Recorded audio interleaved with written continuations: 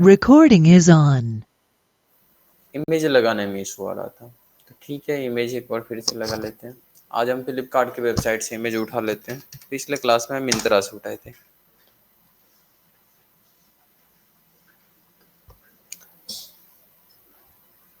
Suppose करो इसी को निकालते हैं यहाँ से। इंस्पेक्ट में आ जाना, फ्लिपकार्ट में जा सकते हैं इंस्पेक्ट में। इस पर क्लिक करने से रो पे हम जिसको चाहे उसको सेलेक्ट कर सकते हैं। बताए थे CSS में इसके प्रॉपर्टी को कॉपी करने के लिए लेते हैं। क्लिक किए, ये उस पर टारगेट कर दिया होगा। एक मिनट,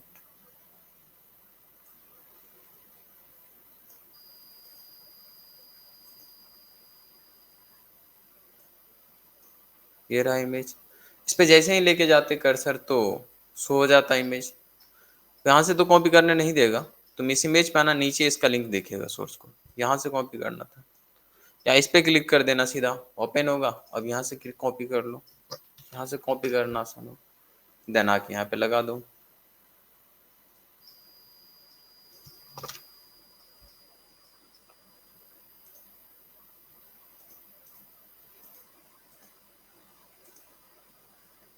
ठीक है, खैर काफ़ी है। थोड़ा सा हम बस बटन चेंज करते हैं, बाद में तो चेंज करना ही है प्रोडक्ट्स को। अब यहाँ पे क्या हो रहा है कि बार बार हमें लिंक लेना पड़ रहा है, और ये जो प्रोडक्ट्स है इसको कॉपी पेस्ट कर दिया, सेम प्रोडक्ट आ रहा है। तो सोच रहे हैं क्यों ना एक काम करें, इसको एक एरे में डाल दे और एरे में से एक एक करके डिटेल्स रिट्राइव करके प्रिंट्स कर दे। एरे में डालने से फ़ायदा ये होगा कि हम लोग जब API पढ़े थे तो वहाँ पे भी देखे थे कि ऑब्जेक्ट्स के फॉर्म में डेटा आता था, और ऑब्जेक्ट्स के इंटरनली पार्ट में एरे ही था। पूरा डेटा हमारा एरे के पार्ट्स में था। बताए थे रिप्रेजेंट करने के लिए, तो याद होगा हम लूप चला के जितने भी इमेजेस थे सबको निकाल लिए थे, डिटेल भी था उसको भी निकाल लिए थे। तो ऐसे ही डमी API हमारे पास बहुत ज़्यादा है। तो डमी API पे इसलिए काम करना है क्योंकि जब रियल टाइम में तुम काम करोगे तो वहाँ पे तुम्हारे पास ऐसा नहीं होगा बोलेगा कि अपने फोल्डर से इमेजेस उठाओ या डेटा उठाओ। वो डेटा हमारे किसी न किसी API पार्ट से आएगा। वो बैकएंड से हमारा कहीं से भी हो सकता है, वो जावा हो या जावा स्क्रिप्ट हो, पाइथन हो, कहीं से भी हो सकता है। कहीं से भी होगा तो तरीका जो होगा वो सेम ही होने वाला है फ्रंट एंड पार्ट का। तो यहाँ पे जो हम API यूज करते हैं, जो डमी API था हमारा, ये डमी API समझ लो एज ए बैकएंड्स के जैसे काम करेगा। जिसको जिसको बैकएंड पढ़ा रखे हैं उसको थोड़ा थोड़ा याद होगा कि सर्वर वहाँ पे बहुत बड़ा इंपॉर्टेंट रोल प्ले करता था। जो भी रिक्वेस्ट होता था सर्वर के पास ही जाता था, और रिस्पॉन्स का भी काम सर्वर का ही होता था।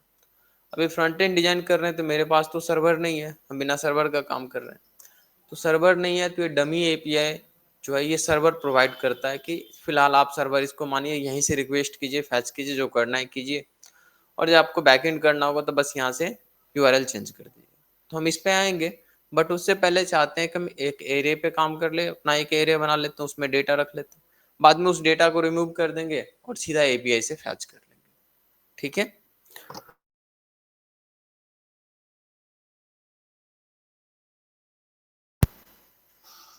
तो अभी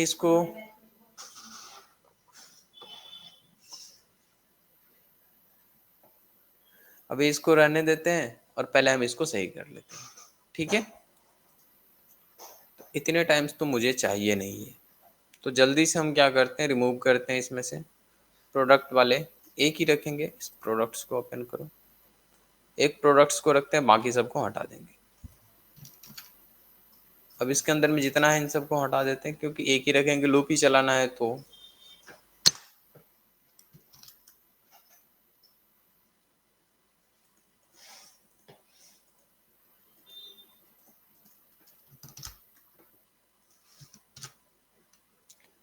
सेक्शन प्रोडक्ट्स, इसी सेक्शंस में डालना था पूरा डेटा, तो हम JS के थ्रू हैंडल करेंगे पूरी चीजें। अभी JS के थ्रू कर रहे हैं, बाद में भी JS से ही होगा, क्योंकि डेटा आएगा तो JS। रिएक्ट में आएंगे तो पूरी कहानी JS पे ही टिकेगा, वहां पे भी JS ही होगा। तो इसलिए फोकस हम लोग का JS की तरफ जा रहा है, क्योंकि मेन इंपॉर्टेंट रोल यहाँ पे JS ही प्ले करेगा। तो JS पे हम लोग चलते हैं। अब इंडेक्स फाइल को मैनेज करने के लिए हम बताए थे कि JS के लिए अलग अलग फाइल्स बनाओ, तो JS वाले फोल्डर्स में हम JS रखेंगे। तो जिस फाइल से रिलेटेड JS रखोगे नाम वैसा ही रखना। इसके अंदर में हम एक फाइल बना लेते हैं, उसका नाम रख देते हैं index.js। ये JS फाइल है, ठीक है। और इसको कनेक्ट कर देते हैं। तुम्हें याद होगा कनेक्ट करने के लिए हम बताए थे JS फाइल को लास्ट में कनेक्ट करना और CSS फाइल को ऊपर करना। तो स्क्रिप्ट टैग के थ्रू हम लोग कर लेते हैं SRC, और SRC में बताएं कि हम JS के अंदर जाना है और JS के अंदर में index.js है, उसको कनेक्ट कर लेगा कनेक्ट हो चुका है। अब यहाँ पे आते हैं और एक एरे बना लेते हैं, हम एरे में से डेटा को फैच करेंगे। उससे पहले अभी जो हम कॉपी किए हैं उसको चाह रहे हैं कि इस प्रोडक्ट्स वाले सेक्शंस में ऐड कर दें। तो कैसे करेंगे? तो पहले इस प्रोडक्ट्स वाले सेक्शंस को टारगेट कर लेते हैं, एक कांस्टेंट वेरिएबल बना लेते हैं। कांस्टेंट इसलिए यहाँ पे बना रहे हैं क्योंकि HTML के एलिमेंट्स के जो ऑब्जेक्ट्स को हम लेके आएंगे उसमें चेंज तो नहीं कर रहे हैं ना, अदरवाइज कुछ और भी रख सकते हैं। आगे रिएक्ट में कांस्टेंट ही अक्सर बनाएंगे तो आदत लगाना कांस्टेंट का, और यहाँ पे हम चाहे तो लेट भी लिख सकते हैं, कोई प्रॉब्लम नहीं, दोनों वेरिएबल बनाने का तरीका है। तो प्रोडक्ट्स बना लेते हैं,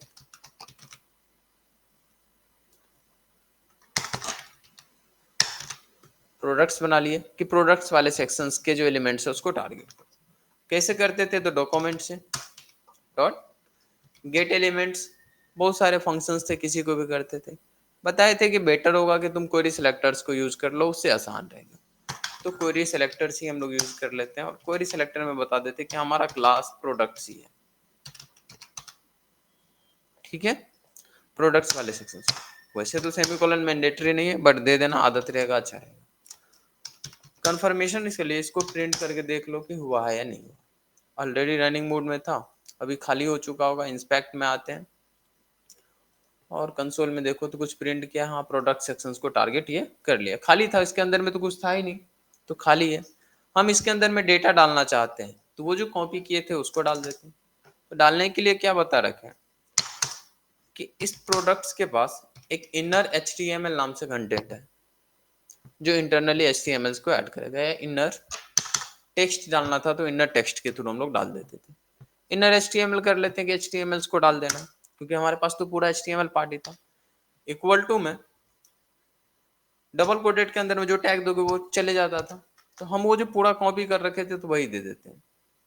और उसको देने के लिए डबल कोटेड या सिंगल कोटेड यूज करके कर सकते हैं, लेकिन उसमें क्या है, हम क्लास बनाए थे तो क्लास डबल कोटेड के अंदर में नाम लिखे होंगे, तो डबल कोड यहाँ पे कंफ्यूजन होगा।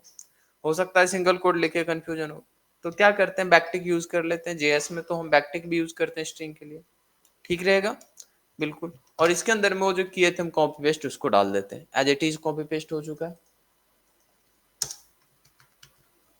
समझ आ रहा है ये क्यों किया? बैकटिक का यूज करके कोई फायदा है? हाँ, अब अगर कोई वेरिएबल्स भी डालना होता तो वो भी होता। अभी भी डेटा आ चुका होगा एक हमारा, ये डेटा आ चुका है। CSS लगा रखे थे जो लगा हुआ है, हालांकि ये इमेज हमको पसंद नहीं पड़ रहा है तो अभी इस इमेज को तो हम रिमूव करने ही वाले, बाकी डेटा तो आ चुका है। अब अगर हम सोच रहे हैं रिपीट करवा देते तो एक बना लेते हैं लूप, और लूप चला के इसको रिपीट तो करवा ही सकते हैं, जितनी बार चाहे उतनी बार करवा सकते हैं। 10 बार करना है 10 बार कर लेंगे, पर 10 बार नहीं, हम क्या करते हैं, एक एरे बना लेते हैं और बोलते हैं उस एरे में जितना एलिमेंट्स होगा उतना बार रिपीट कर देना, सही रहेगा। फिलहाल एक नॉर्मल लूप चला के हम पहले दिखाते हैं कैसे करोगे। तो इसको ऐड करने से पहले क्या सोच रहे हैं कि एक स्ट्रिंग बना लेते हैं और उस स्ट्रिंग को इसके अंदर में डाल देंगे ऐड करने से पहले। तो मान लो कि एक स्ट्रिंग बना लेते हैं यहाँ पे आइटम्स के नाम से, और आइटम्स में इसको रख लिए, ठीक है। आइटम्स के अंदर में इसको रख लिए, इसको ऐड हम बाद में करेंगे। और इस पूरी चीज को क्या करते हैं, लूप के थ्रू हम लोग ऐड करेंगे। तो आइटम्स में अभी ब्लैंक स्ट्रिंग रख लेते हैं और हम इसको बोलते हैं कि एक लूप में डालना, फॉर लूप चला देते हैं, लेट आई 0 1 से चला देते हैं, 10 टाइम्स चलाने के लिए i less than 10, i plus plus.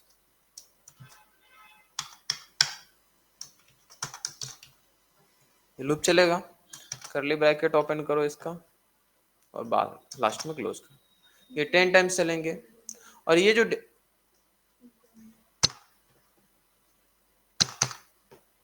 Data है इसको हम क्या बोल रहे हैं कि आइटम में ऐड होते जाना। तो आइटम प्लस इक्वल टू कर दे तो ऐड हो जाएगा, ये ऐड होगा ना। जैसे हम लोग अगर सम निकालना चाहते हैं तो आई, जैसे एस था तो एस वेरिएबल में एस प्लस इक्वल टू अगर आई कर देते तो एस में आई जितना बार चलता था ऐड होते जाता था। ऐसे ये डेटा उसमें बार बार रिपीट होते चले जाएगा, हो जाएगा रिपीट। हाँ रिपीट तो हो जाएगा। तो जब हम इस लूप के बाहर निकलेंगे, जब ये 10 बार खत्म हो जाएगा तो खत्म इसके बाहर यहाँ निकल रहे हैं। तो यहाँ पे बोल रहे हैं कि अब क्या करना है, इस आइटम में जो डेटा है हमारा, इसको क्या करो, इस प्रोडक्ट्स में इनर एचटीएमएल करो। इनर एचटीएमएल इक्वल टू कर देते हैं हम आइटम्स को, अब कर दे तो ये 10 बार रिपीट हो गया होगा, और यहाँ पे देखोगे तो 10 बार वो डेटा आ चुका होगा। रिपीट करवा सकते हैं। वहां पे भी हम लोग यही काम कर रहे थे, बट मैन्युअली कर रहे थे, और मैन्युअली करना हमारे लिए मुश्किल होता है, हम बार बार कॉपी पेस्ट नहीं कर सकते। तो हम क्या कर लेते हैं, इसको लूप चला लेते हैं, और लूप से हमारे लिए काम आसान हो जाता है आसान, बिल्कुल। बट हम चाहते थे कि डेटा भी चेंज हो, तो डेटा चेंज कर सकते हैं, हाँ बिल्कुल कर सकते हैं। और थोड़ी देर के लिए हम ये इस तरीके से लूप नहीं चला के एक एरे बना लेते हैं। यहाँ पे मान लो हमारे पास एक एरे है, लेट डेटा नाम से एक एरे है। अभी तो इसमें कोई प्रोडक्ट नहीं, कुछ आइटम रख लेते हैं, सपोज करो 10 20 30 40, कुछ इस तरीके से डेटा हम लोग रख लिए। फोर्थ डेटा है तो हम चाहते हैं कि फोर्थ डेटा जितना इसमें एलिमेंट्स होगा उस एलिमेंट्स के अकॉर्डिंग ये लूप उतनी बार चले, तो क्या ऐसा कर सकते हैं? हाँ, ये हम लोग को आता है कि इस लेंथ तक चला देंगे। उससे भी बेटर है कि फोर ईच लूप चला देते हैं। वैसे तो हम इस नॉर्मल लूप के थ्रू भी कर सकते हैं, फोर ईच लूप से भी कर सकते हैं। तो हम सोच रहे हैं क्यों ना फोर ईच लूप चला दे, इससे क्या होगा कि जितना उसमें एलिमेंट डालेंगे उतने बार रिपीट करेगा। तो फोर ईच लूप चलाने के लिए हम यहाँ पे डेटा डॉट फोर ईच को चलाते हैं, और फोर ईच में सपोज करो आइटम डालें, आइटम कुछ इस प्रकार से, ठीक है। एरो फंक्शन से एक बना देते हैं। अभी ये वाली ब्रैकेट्स ओपन हुआ था तो इसको क्लोज नहीं किया, क्लोज कर देते हैं। फोर आइटम्स है तो देखोगे ये फोर टाइम्स ही रिपीट किया होगा। अगर इसमें आइटम डाल देते हैं तो आइटम्स के अकॉर्डिंग होगा। अगर समझ नहीं आया तो मुझे वहीं पे बता देना। आ चुका है क्या? हम अपने ये आइटम्स के अकॉर्डिंग काम कर रहे हैं। तो क्यों ना हम सोच रहे हैं कि ये 10 20 40 की जगह अपना एक्चुअल आइटम ही रख दे कि क्या क्या डेटा है, फिर इसको काम कर ले। अब मान लो यहाँ पे 1 2 3 4 होता है, ठीक है। और हम चाहते थे कि हर एक आइटम इसमें से ये डेटा निकाल ले, तो ये आइटम हमारा इसके लिए विजिट करता, 1 2 3 4 इस तरीके से रिपीट होता। हम सोच रहे हैं कि इसको प्रिंट कर दे, तो क्या इसमें करवा सकते हैं? हाँ बिल्कुल करवा सकते हैं। क्या? बिल्कुल करवा सकते हैं। और कैसे करेंगे? तो डेटा मान लो कि सपोज करो यहाँ पे हम एक नया टैग डालते हैं, उसके अंदर में प्रिंट करना, इस बटन के बाद डाल रहे हैं, ठीक है। एक पैराग्राफ टैग है, यहाँ पे सजेशंस नहीं मिला कि क्या जेस्टिंग काम कर रहे हैं, ठीक है। हम सोच रहे हैं इस आइटम्स को यहाँ पे प्रिंट कर देंगे, तो उसके पास जो डेटा होगा यहाँ पे प्रिंट करेगा ही। ऐसे लिखेंगे तो नॉर्मली आइटम ही प्रिंट करेगा, कर रहा है ना। हम सोच रहे हैं नहीं ये डेटा होना चाहिए, मेरा ये डेटा है। तो हम ये बता रखे हैं तुमको कि जेएस के अंदर में अगर डेटा बताना है तो डॉलर्स का यूज कर सकते हो, इस तरीके से बता रखे थे प्रिंट्स करने के लिए स्ट्रिंग के थ्रू। तो अब यहाँ पे देखो तो डेटा हमारा प्रिंट हो रहा है क्या, 1 2 3 4, हाँ है ना? तो बाकी एलिमेंट्स को भी ठीक इसी प्रकार से चेंज कर लेते हैं कि इमेज हो या कुछ भी हो, हम सोच रहे हैं कि क्यों इसको एक एरे के अंदर में डाल दे और एरे में से निकाल ले, ठीक रहेगा, बिल्कुल। तो बना लेते हैं हम एक एरे, इस एरे में से अभी डेटा रिमूव करते हैं, और ये तो पूरा एरे है अभी हमारा। इस एरे में क्या करते हैं, ऑब्जेक्ट्स बनाते जाते हैं। ये हमारा एक ऑब्जेक्ट हो गया। ऑब्जेक्ट कैसे बनाते थे जेएस के अंदर में, करली ब्रैकेट्स के थ्रू, एक नॉर्मल ऑब्जेक्ट हो गया। हालांकि अभी ये कुछ प्रिंट नहीं करेगा और एक ही बार प्रिंट करेगा, बिकॉज एक ही उसके अंदर में ऑब्जेक्ट है तो ऑब्जेक्ट को प्रिंट कर रहा है। अगर हम और बना दे तो कॉमा दे के बनाते थे, हाँ नहीं, कॉमा दे के बनाते थे। देखो जितना बार वहां पे डेटा डाल रहे हैं रिपीट हो रहा है। हम इसके अंदर में वो सब डेटा डाल देते हैं जो जो डेटा इसको चाहिए। तो सपोज करो अब ये ऑब्जेक्ट्स है हमारा, तो इस ऑब्जेक्ट में की वैल्यू पेयर्स में तो डेटा रख ही सकते हैं, की वैल्यू पेयर में डेटा रख सकते हैं ना। तो सपोज एक आईडी हम कॉलम बनाए और आईडी में रखे हुआ, और ये दूसरा है, इस दूसरे में भी एक आईडी बनाते हैं और आईडी में रखे, इस तरीके से कॉपी पेस्ट मार देंगे, हाँ नहीं। तो हम बोल रहे आइटम नहीं, आइटम तो एक हमारा आइटम्स इसको विजिट करेगा ऑब्जेक्ट्स को, उसके अंदर में जाना और आईडी को निकालना, आईडी में जो वैल्यू। और वो कैसे निकालते थे, डॉट के साथ। ऑब्जेक्ट है तो ऑब्जेक्ट को डॉट के साथ एक्सेस करते थे, हाँ बिल्कुल करते थे। तो देखो तो क्या अभी भी आ रहा हाँ डेटा निकाल सकते हैं। तो जैसे हम यहाँ पे आईडी किए, बाकी सारी चीजें भी तो दे सकते हैं, इमेजेस भी दे देंगे, सारी चीजें दे देंगे। तो इससे ये होगा कि हम रन टाइम में या डायनामिकली चेंज कर पाएंगे डेटा को, बिल्कुल कर पाएंगे। तो सपोज करो कि हम इमेज एक रख लेते हैं यहाँ पे, इमेज कॉलम, और इसमें इमेज रख लेंगे, ठीक है, इमेज रख लेंगे, कॉमा दे दिए, इमेज रख लेंगे। ठीक है, ऐसे ही यहाँ पे भी होगा इमेज, तो इमेज को उठाते चलते हैं यहाँ से। जैसे सपोज अभी इस इमेज को उठाए थे, इसको डाल दो इस इमेज के अंदर, लिंक को कॉपी कर करके रख लेते हैं, कोई और ले लो, मान लो इसको उठाना था।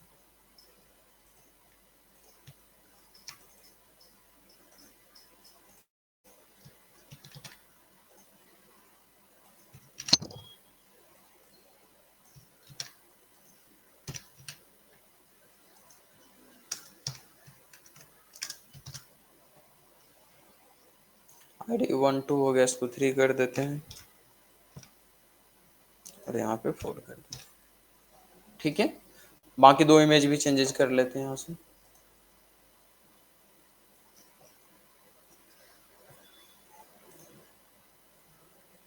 इसको उठा लो।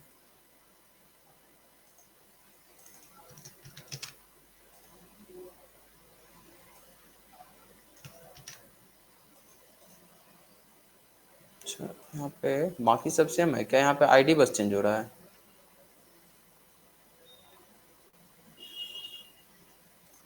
डेटा देखने दो।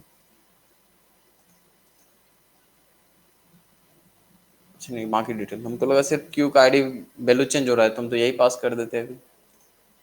ऐसा नहीं,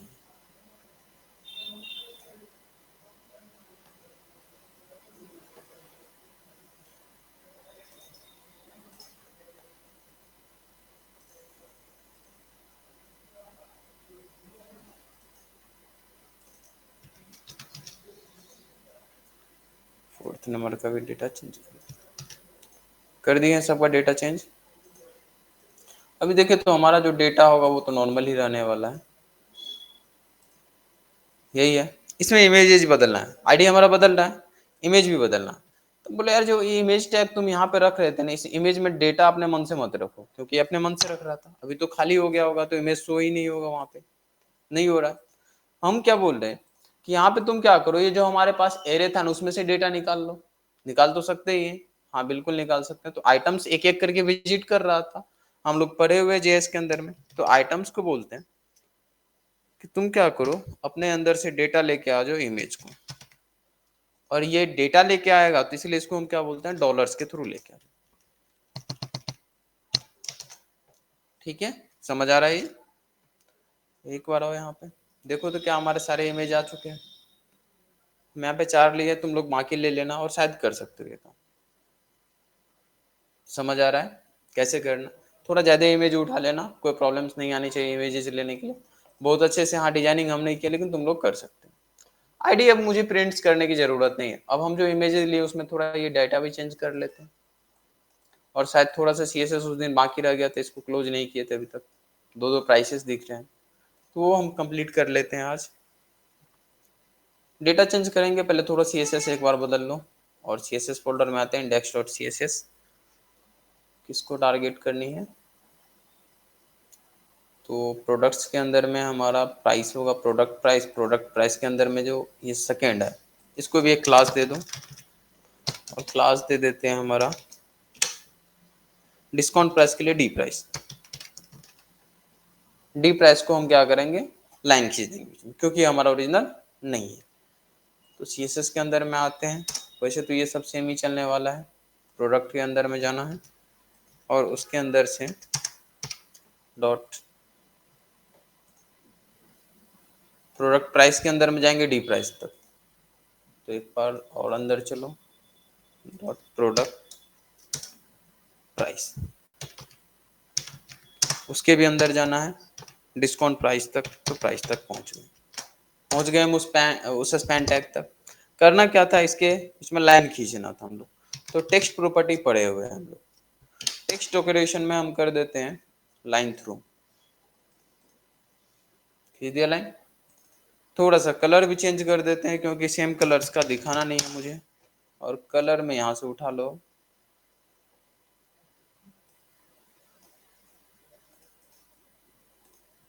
ठीक है, इसको रेड कलर में करना है वो कर लेना, हम अभी रहने देते, थोड़ा सा बस बटन्स को चेंज कर दे रहे। समझ आ रहा है, ये सब सीएसएस में हम बता रखे हैं कि कैसे करना था, नहीं करना।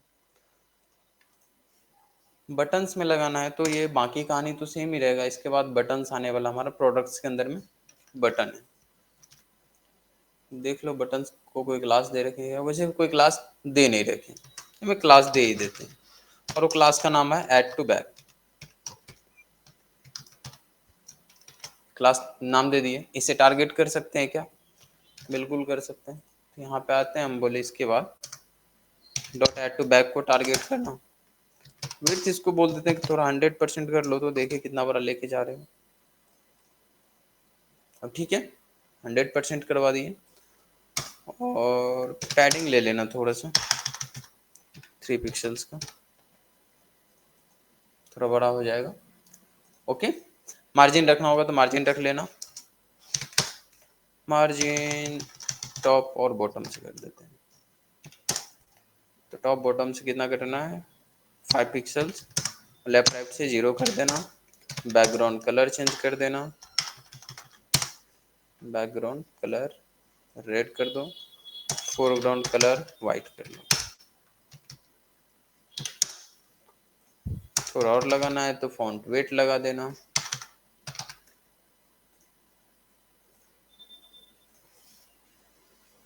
ठीक है, बॉर्डर रेडियस जो सब लगाना होगा लगाना, मेरे लिए अभी काफ़ी है इतना।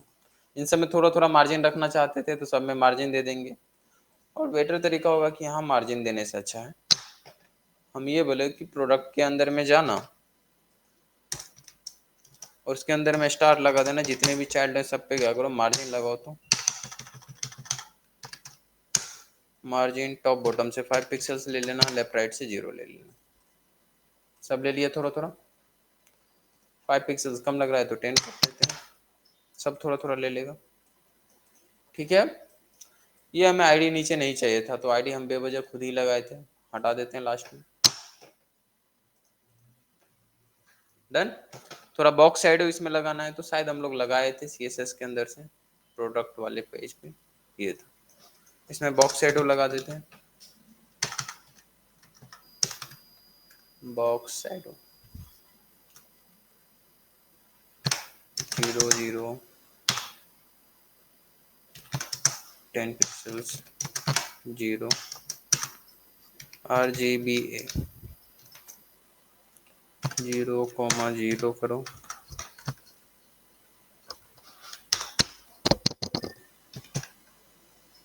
देखो कैसा बना। ठीक है, इन दोनों में गैप थोड़ा सा बढ़ा देते हैं, गैप 10 को 15 कर दो,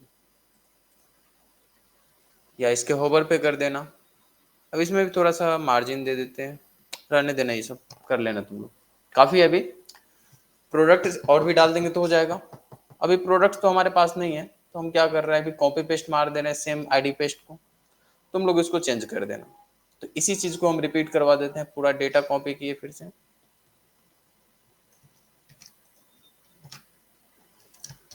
हो चुका है, अगेन रिपीट हो गया होगा।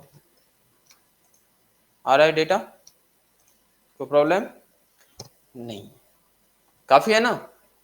दोनों तरफ से थोड़ा सा मार्जिन पैडिंग रख लेते तो भी होता। तो सीएसएस में फिर से आओ, सीएसएस के अंदर प्रोडक्ट्स के अंदर बोलो कि पैडिंग भी रख लो थोड़ा सा, टॉप बॉटम से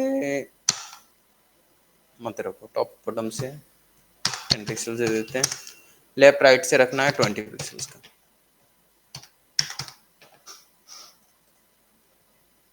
रख लिया 20, थोड़ा सा कम पड़ रहा है तो और रख लो, 50 कर देते हैं। इधर से भी गैप में ना, ऊपर से भी गैप रखना था तो इसको बढ़ा देते हैं, बीच में लाने के लिए कर रहे थे। या जस्टिफाई कंटेंट सेंटर कर देते तो था ही, फ्लैक्स रैप है तो उससे तो आ ही जाता। जस्टिफाई कंटेंट सेंटर कर दो, सेंटर से भी आ जाना चाहिए। ठीक है, सभी सेंटर्स में आएंगे, हमेशा सेंटर्स को फॉलो करेगा। सेंटर से बेटर, सेंटर ही ठीक है, और ये भी लगाइए। अब ठीक है, अब ऐड टू कार्ट पे क्लिक करते हैं, इधर काम खत्म करना था। कोई परेशान तो नहीं होगा इतना में ही? हम्म,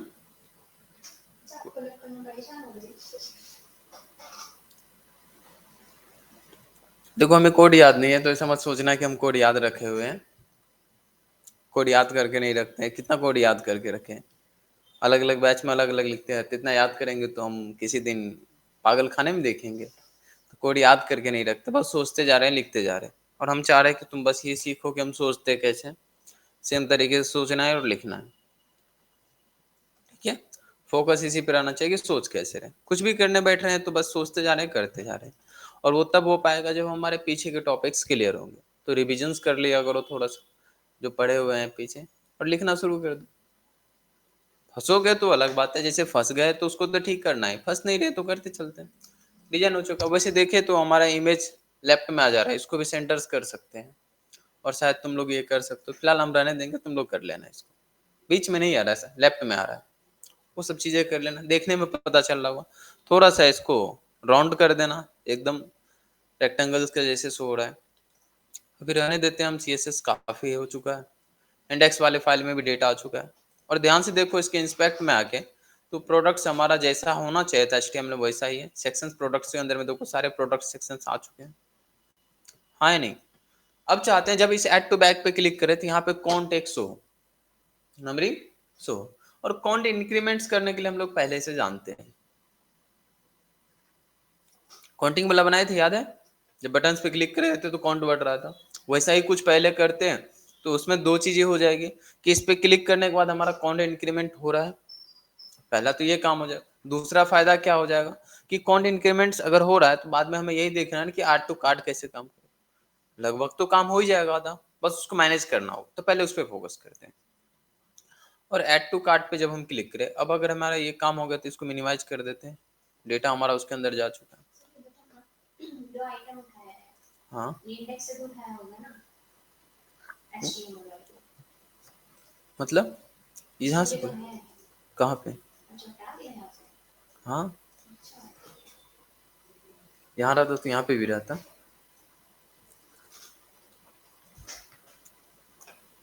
तब जब रिएक्ट पढ़ रही थी तो रिएक्ट में वहाँ पे फाइल तुमको देखा नहीं था, तो सिर्फ और सिर्फ वहाँ पे एक ही डिव सेक्शन होगा जिसमें रूट लिखा हुआ होगा,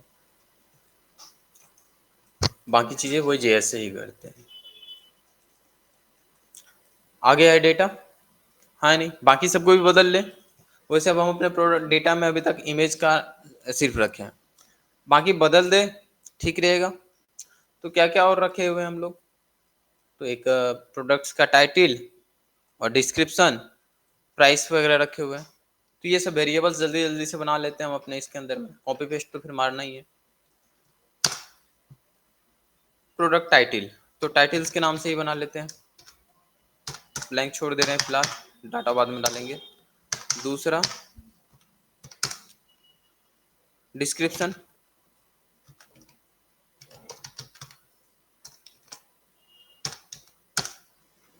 और क्या था? प्राइस में भी हमारे पास दो थे, एक ओरिजिनल प्राइस और डिस्काउंटेड प्राइस। तो ओरिजिनल के लिए ओ प्राइस दे देते हैं, समझ जाना तुम लोग, या तुम लोग पूरा लिखना चाहो तो लिख लेना। प्राइस दे देंगे, अच्छा यहाँ पे डैश नहीं यूज कर सकते, अंडरस्कोर यूज करो, JS है ना। तो जो भी प्राइस देना होगा दे देंगे। अच्छा कॉमा छूट गया, एक डिस्काउंटेड प्राइस था, डी प्राइस दे देते हैं इसके लिए, जो प्राइस देना होगा यहाँ पे दे देंगे। और तीसरा वैल्यू भी एक था, ऑफ या डिस्काउंट, तो डिस्काउंट के लिए डिस्काउंट ही लिख देते हैं, जैसे 30% हम लोग दिए थे तो 30 लिख देते। और कुछ था क्या? शायद नहीं था, इतना ही डेटा था। एट बटन तो सब में चाहिए चाहिए था, हाँ नहीं? अच्छा ये वैल्यू हम लोग रैंडम ले लेते हैं, चलेगा ना? नाम देना पड़ेगा।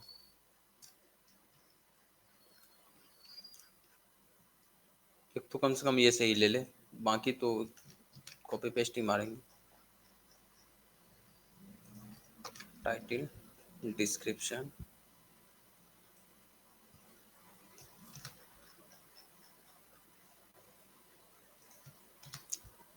प्राइस दे देते हैं 999, ओरिजिनल प्राइस 199, डिस्काउंट 30% था। देखो सही नहीं दे रहे हैं तो गलत भी हो सकता है। अब कॉपी पेस्ट मारना शुरू करो, डेटा बाद में बदल देंगे। वैसे हम बदलेंगे अभी नहीं, क्योंकि हमको तो एपीआई से ही उठाना है बाद में, तो अभी रहेगा, अभी तो कोई प्रॉब्लम्स नहीं है। आ गया सब, तो जल्दी से अब यहाँ से भी चेंज कर ले। हम बोले अब तुम्हारी कोई ज़रूरत नहीं है यहाँ पे, क्योंकि हमारा डॉलर आने वाला है। आइटम, देखो इतना तो बार बार लिखना ही पड़ेगा, तुम कॉपी पेस्ट मारेंगे इसको। और आइटम डॉट क्या आना चाहिए यहाँ पे, टाइटल, और सेकेंड टाइम यहाँ पे डिस्क्रिप्शन, और third time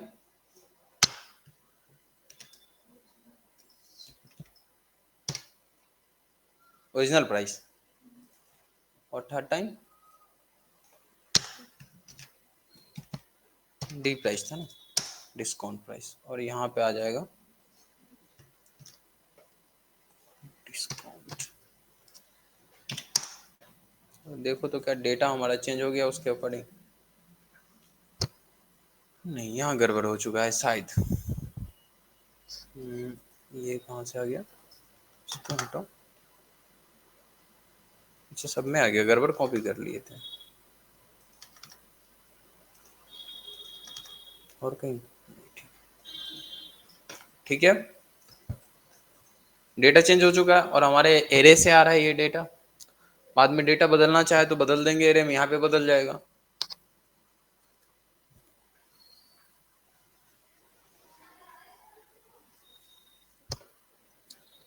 add to back पे क्लिक करना है। इवेंट लगाने के लिए हम लोग जानते हैं, हाँ या नहीं? तो पहले इवेंट पे टारगेट कर लेते हैं कि इवेंट कैसे लगने वाला, यहीं पे लगाएंगे ना। एक तरीका है हमारे पास, ऑन क्लिक पहले देख लो लग रहा है नहीं लग रहा। ऑन क्लिक यहाँ पे लगा लेते थे, तो ऑन क्लिक का सी कैपिटल होता था। अगर यहाँ पे लिखने में गलती हो रहा है तो क्या करना है, यहाँ पे आके तो लगा ही सकते थे, यहाँ पे लगा के वहां पे कॉपी पेस्ट मार देना। ऑन क्लिक स्मॉल ही था, ऑन क्लिक यहाँ से उठाते हैं और फिर यहाँ पे लिख देते हैं। नहीं नहीं, अभी आगे जाएंगे तो वहाँ पे देखो, जैसे ऐड इवेंट लिस्टनर लगाएंगे तो वहाँ पे कैपिटल हो जाएगा। तो लगा दिया ऑन क्लिक। अब इस ऑन क्लिक पे हमें क्या करना था, तो एक फंक्शन बना के कॉल कर देते थे, हमेशा तो यही करते थे। पूरा काम यहाँ लिखने से बेटर होता था किसी फंक्शंस को कॉल कर दे। तो ऐड टू कार्ट फंक्शंस ही बना लेते हैं। ऐड टू कार्ट एक फंक्शन है, उस फंक्शंस को कॉल कर लेना था। बोले ठीक है, इस फंक्शंस को कॉल करेगा तो फंक्शंस मिलेगा कहाँ पे, उस फंक्शंस को इस लूप के बाहर निकालना है। ये लूप का स्कोप यहाँ शुरू हुआ, यहाँ पे खत्म हुआ, तो इसके बाहर यहाँ बना लेते हैं।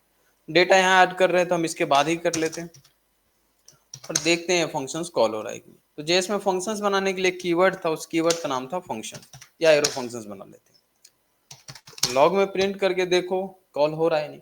और बताए थे दिस को अगर तुम पास कर देते हो तो करंट ऑब्जेक्ट को उठा के लेके आ जाएगा, याद है? तो दिस को प्रिंट करके देखते हैं सही से काम हो रहा है नहीं, नहीं होगा तो देखा जाएगा। गया डेटा,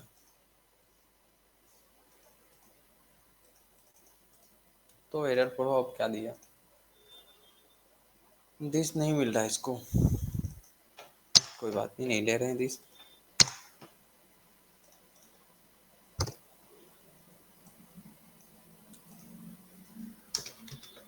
प्रिंट कर दे रहे हैं, हो रहा है काम, हाँ या नहीं? इसका मतलब क्लिक तो काम कर रहा है, काम तो कर रहा है। अब जो काम करना होगा इसके अंदर में हम कर देंगे, करना क्या है वो तो बात की बात है। ये फंक्शंस काम हो जाएगा ऐड टू पे। और ऐड टू पे में करना क्या है, ये जो कार्ट ऑप्शन है ऊपर, यहाँ पे काउंटिंग शुरू हो जानी चाहिए थी। तो यहाँ पे काउंटिंग देने के लिए पहले होना तो चाहिए कोई टैग। तो हेडर टैग्स के अंदर में आते हैं और हेडर के अंदर में पहले नैब सब क्लोज करो, नहीं चाहिए ये सब अभी। इसके अंदर में सर्च बॉक्स को भी बंद रखूं, हमारा ये बैग वाले पे फोकस होने वाला। आइकन्स तो शो हो गया, इस आइकन्स के ऊपर में शो करना था, इस आइकन के ऊपर में शो करना था, तो एक स्पैन टैग ले लेते हैं और इस स्पैन टैग में काउंटिंग दे देंगे 1 2, बाद में इसमें ऐड कर देंगे डेटा। तो एक क्लास ऐड कर देते हैं बैग काउंट। ओके, इस बैग काउंट्स को जरा देखो अभी कैसा लग रहा है, बहुत बेकार लग रहा है, इसको ऊपर आना चाहिए था। और ऊपर ले जाने के लिए सीएसएस तुमको पता है, लिख सकते हो तुम लोग। ठीक है, थोड़ा सा मेरा मदद करना, हम भूल गए हैं क्या क्या लिखना था। बैग काउंट को पहली बार तो टारगेट करनी होगी, तो फिर से एक बार सीएसएस वाले फाइल में चलो यहाँ पे, और सीक्वेंस हमारा यही था, बैग यहीं पे खत्म हो रहा था, तो यहाँ से फिर से शुरू करते हैं। ऐड बैग के अंदर में पहुँचते हैं और इसके अंदर में बैग काउंट नाम से एक क्लास लगा रखे हैं, उस पर पहुँचते हैं और बोलते हैं पहले तुम अपना पोजीशन क्या करो, एब्सोल्यूट करो, अपने पोजीशंस को भूलो। और जो बैग है हमारा यहाँ पे लगा रखे थे, इसको बोलते हैं कि तुम अपना पोजीशन क्या करो, रिलेटिव करो, जिससे हम तुम्हारे अकॉर्डिंग मूव कर पाए। याद है पोजीशन रिलेटिव एब्सोल्यूट पड़े हुए थे, और ये अपना फॉलो भूल गया होगा, भूल चुका है। थोड़ा अब इसको अरेंज कर लेते हैं कि बोलते हैं तुम क्या करो, टॉप से चलो, तो टॉप इक्वल टू 0 करो, इक्वल टू नहीं, कॉलन 0, और राइट साइड में चलो तो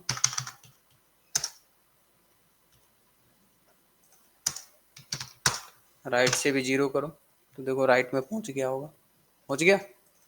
कलर बदल दे, काफी है। थोड़ा सा फॉन्ट वॉन्ट बदलना होगा तो बदल देना, फॉन्ट वेट बढ़ा देते हैं।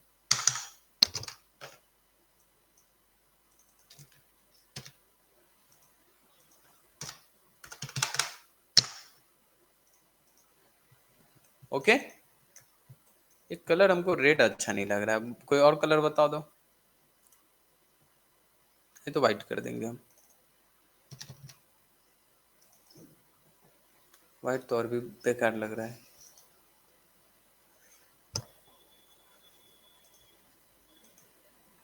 वो क्या रखा हुआ है, ये लोग कौन सी कलर रखता है। अच्छा, इससे बेटर है ना, इसको रेड ही रहने दो, उसी का हटा देते हैं, हेडर का ही कलर, ये बैकग्राउंड ही हटा दो, इसका बैकग्राउंड नॉर्मल कर दो।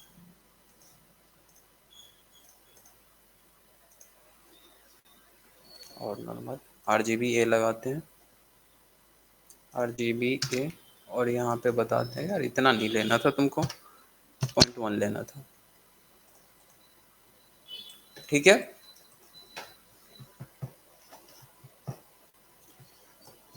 ये जो काउंटिंग है वो काउंटिंग्स दे तो रखे हैं, बट शुरू में नहीं होना चाहिए था काउंटिंग, रहना चाहिए था।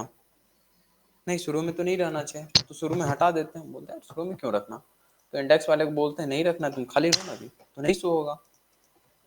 हाँ, या नहीं तो तुम चाहो तो 0 रख सकते हो, अभी फिलहाल के लिए 0 रख देते हैं, बाद में चेंज कर लेंगे। 0 है, हालांकि 0 हो तो शो नहीं होना चाहिए, वो कैसे करेंगे देखेंगे बाद में, फिलहाल काउंटिंग हमारा बढ़ना चाहिए। तो हम बोलते हैं यहाँ पे ना, तो तुम क्या करना, डॉक्यूमेंट, पहले उसको टारगेट कर लेते हैं आप, वो जो अभी लगा रखे हैं हम लोग एक स्पैन टैग, इसको टारगेट तो कर ले, तो इसको टारगेट कैसे करेंगे, डॉक्यूमेंट से, डॉक्यूमेंट डॉट क्वेरी सिलेक्टर फिर से यूज करते हैं और क्लास दे देते हैं, क्या क्लास था, बैग काउंट, टारगेट करेगा उसको। तो एक वेरिया लेट काउंट्स, एक काउंट बना लेते हैं, काउंट आइटम, काउंट आइटम ये है, या इसमें से हमें सिर्फ वो वैल्यू ही चाहिए था ना, तो पूरा वैसे चाहिए ना, वैल्यू भी निकाल सकते थे, यहाँ पे वैल्यू निकाल लेते हैं, इंटीजर वैल्यू और काउंट, और काउंट में बोलते हैं काउंट आइटम जो हमारे पास है उसमें से जरा वैल्यू डायरेक्ट तो नहीं ले सकते हैं, डॉट इनर HTML नहीं, इनर टेक्स्ट, देखना टेक्स्ट कंटेंट, टेक्स्ट कंटेंट निकाल लेते हैं, स्ट्रिंग टाइप का आएगा तो उसको इंट में बाद में कन्वर्ट करना पड़ेगा।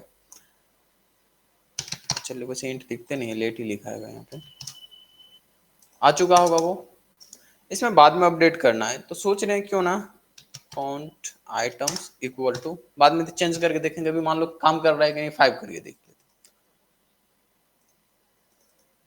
काम तो नहीं किया फिलहाल, और नहीं किया तो एरर दिया होगा, इंस्पेक्ट में आओ, कंसोल में पढ़ो कि क्या क्या एरर दे रखा है। रिफ्रेश, कंसोल पे आ जाओ, ऐड टू बैक पे क्लिक करते हैं, टेक्स्ट कंटेंट, फिलहाल इसको रुक जाओ, एरर नहीं दे रहा है तो काम कर रहा है। टारगेट किया या नहीं किया इसने,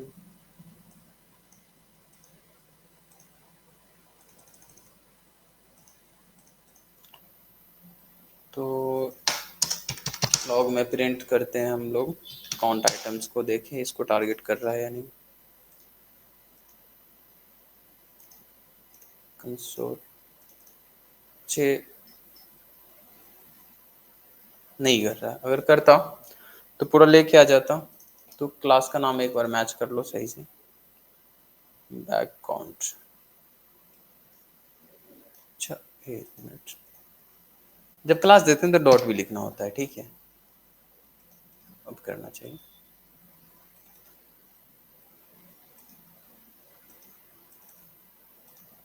बैक काउंट क्वेरी सेलेक्टर्स, इसको कॉपी ही करो,